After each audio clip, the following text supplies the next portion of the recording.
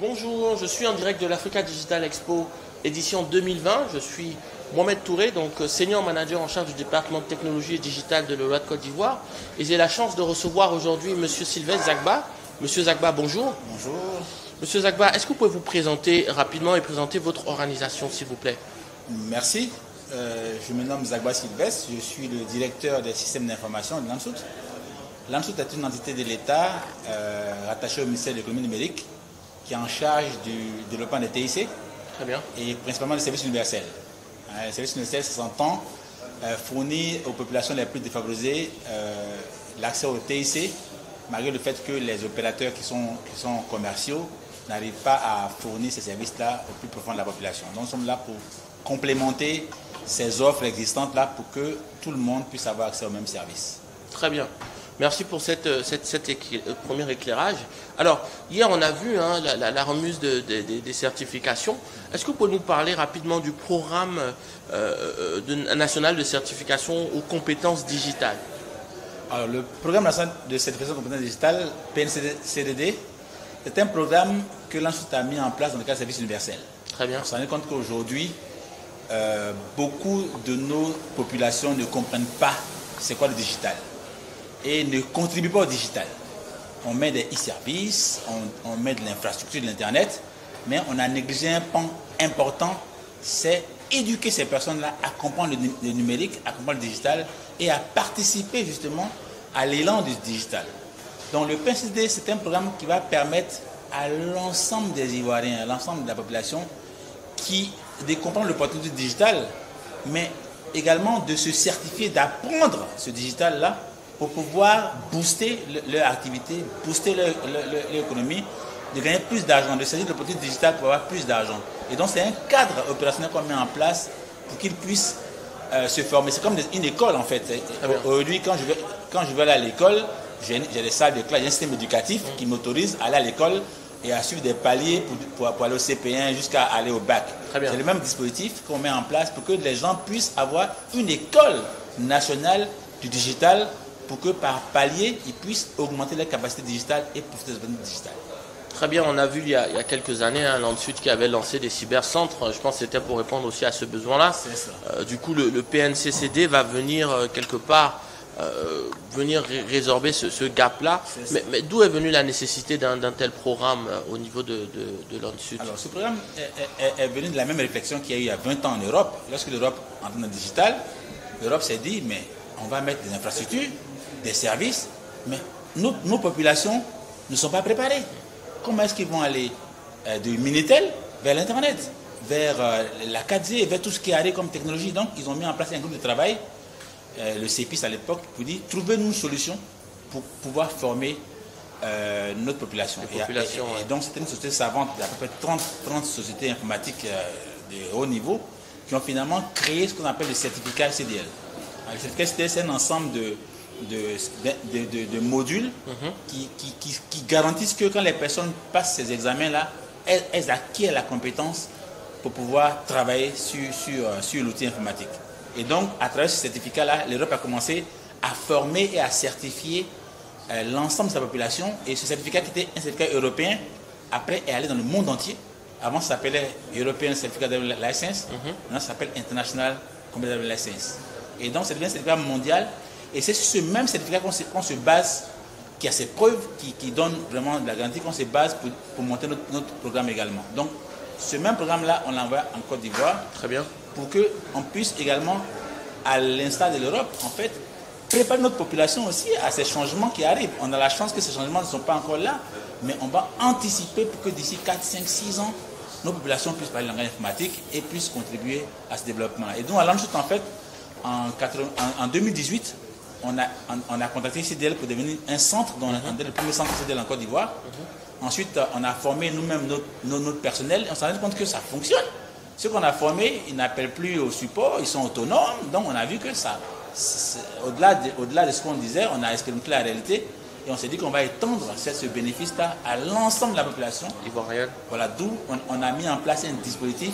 Au lieu que ce soit l'ANSUT, en fait, qui soit le seul centre, on a créé des centres maîtres, la SNDI, les ATIC et les BITIC, qui sont les premiers piliers de la pyramide, en fait, et qui vont nous permettre de créer justement cet écosystème-là, comme en Europe, que ça puisse aller au niveau de la Côte d'Ivoire et qu'on puisse également dans la sous-région.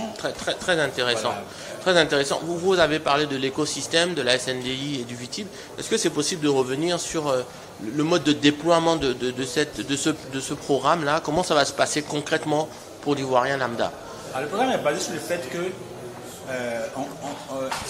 fait qu'une personne qui veut se certifier doit aller dans un centre de tests agréés.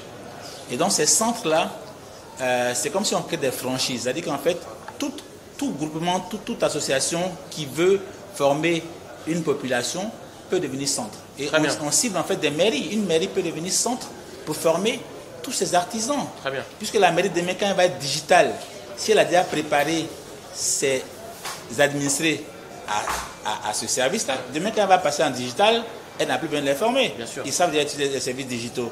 Les mairies, les coopératives, même les entreprises qui ont des centres de formation interne peuvent devenir centres pour augmenter le niveau de capacité digitale de leurs employés, de sorte que quand elles vont commencer à se digitaliser, elles ont déjà un capital humain qui est déjà préparé et même qui va propulser le développement. La c'est pareil, former tous les fonctionnaires. Le Rwanda a mis le même système en place pour former 85 000 fonctionnaires dans 5 ans. Bien sûr. Pour commencer à préparer les gens. Au niveau du Rwanda, comment on appelle ça, le service des impôts est centre et ils forment les gens. Et on voit que progressivement, le Rwanda commence aussi à prendre. Au Rwanda, on ne paye plus à la main. Les chauffeurs de taxi, tout se fait de manière digitale parce que le Rwanda a commencé ce travail de les former à la base. Bien sûr. Donc c'est ce même travail qu'on veut faire pour qu'on puisse avoir dans l'ensemble du territoire des petites communautés, même des jeunes en quête d'emploi peuvent s'associer pour devenir centre et former.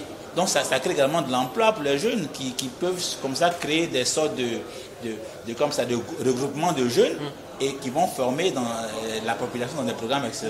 Donc l'idée c'est vraiment de créer cet écosystème-là pour diffuser la formation. Et la SNDI, elle est en charge du secteur public, c'est-à-dire qu'aujourd'hui, si une administration ou bien une mairie veut devenir centre, c'est la SNDI qui va la préparer à être centre. D'accord. Et à elle maintenant de former en fait les gens. Si une entreprise privée veut devenir centre, c'est le VITIB en fait qui va gérer en fait tout ce dispositif. Et si c'est une école, c'est l'ESATIC qui va en fait créer les centres. Donc en fait on a créé ce système-là pour pouvoir commencer comme ça à créer ce rayonnement-là, c'est que jusqu'au fin fond de la Côte d'Ivoire, on puisse avoir ces entités-là qui vont de proximité, qui vont donner à ces populations la connaissance. Très bien, voilà. Très intéressant. Peut-être quelques mots sur le planning de mise en œuvre de ce beau programme. Alors, en fait, ce n'est même pas un projet, c'est un voyage, puisqu'on ne s'arrête jamais dans le digital. Le but, c'est qu'en fait, lorsque tu rentres dans le programme, on te demande des compétences minimales. Bien sûr. Il y a des modules sur l'ordinateur, la machine, Internet. Donc, un ensemble minimal qui te permet, toi, de déjà entrer dans le monde digital. Après, tu peux enrichir ton profil selon ton métier en ajoutant des services supplémentaires. Donc, plus tu enrichis ton spectre digital, plus tu donnes des opportunités. Donc, après le voyage, c'est toi, tu peux aller, tu fais CP1, après CP2, CE1, tu peux t'arrêter en 3e, après tu peux continuer en terminale. Donc, après, tu vas aussi loin que possible pour avoir tes opportunités. Et puis après, quand la technologie va évoluer, on a des nouveaux modules qui vont venir, on aura des nouvelles choses qui vont venir, donc on va enrichir le programme. Donc c'est un voyage qu'on commence et qui va se mettre dans la durée comme un système scolaire. Et on espère que... qui va démarrer très bientôt alors. En fait, qui démarre maintenant là. D'accord. C'est-à-dire qu'à partir de maintenant, ce qu'on va faire, c'est qu'on va aller voir les écoles.